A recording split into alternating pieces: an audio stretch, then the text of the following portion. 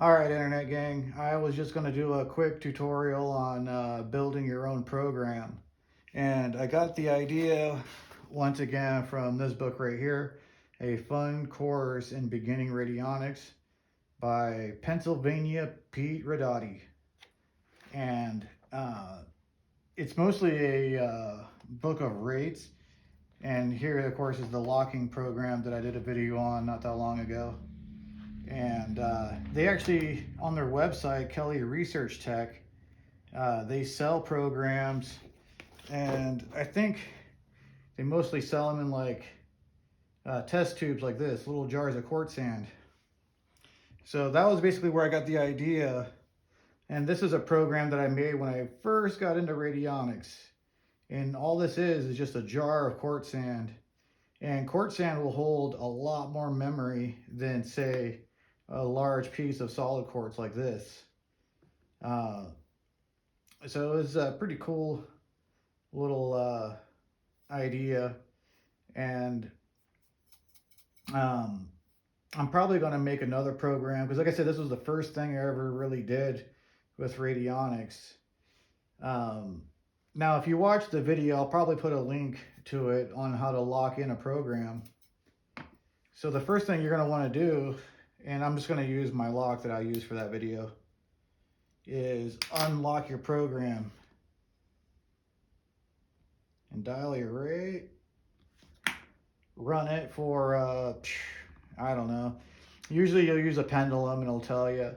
But usually when you're locking and unlocking programs, it usually doesn't take very long. It usually only takes like an hour or two, maybe less. So now that it's unlocked,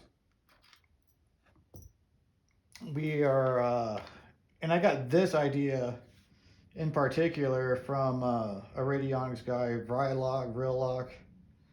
And there's actually pretty much one of the reasons why I got a little gold coin was just to use as a witness sample for radionics.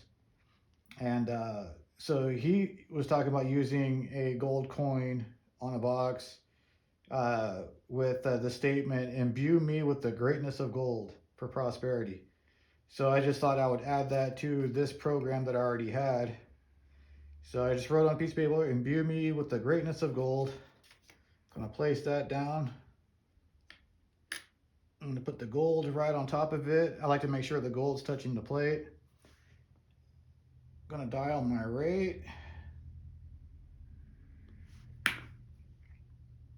And let it run. And again, you're gonna wanna use a pendulum, see how long you should let it run for. If I'm making a program, I'll still run it for 1 to 3 days. And then as soon as it is finished, now you can take the witness off before you lock it, or leave it on.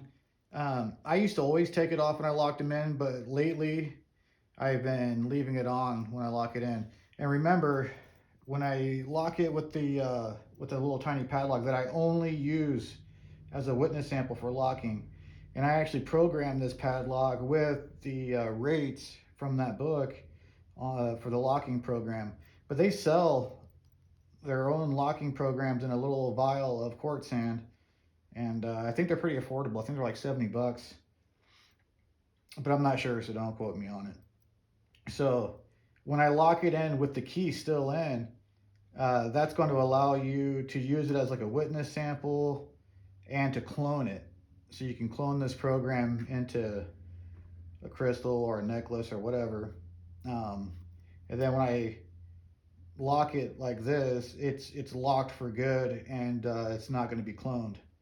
So it's going to be secure in case you wanted to, I don't know, like let's say you're going to sell it to someone and you don't want them to use that same program to resell that same program, which doesn't seem very cool to me, but whatever.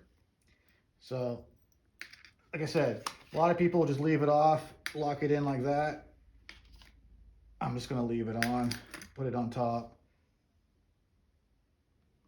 Now I've done this for so long, I don't even need to get a stick, you know. Lock it in. And so this program that I made, I didn't have much of a structure to it. I was just kind of locking in anything and everything that had to do with prosperity. This is a money program. And, you know, like I did a bunch of the magic squares from the Sacred Magic of Ebermel and the Mage, you know, that old grimoire on attaining knowledge and conversation with your holy guardian angel. I used a bunch of those magic squares. I used sigils that I had made in the past for prosperity, positive affirmations. I mean, everything. I think I even used a picture of the royal family's carriage, ceremonial carriage, because it's made out of solid gold. And I forget how many tons it is, but it's like several tons of solid gold. It's kind of obnoxious, but I still, you know, great for a witness sample.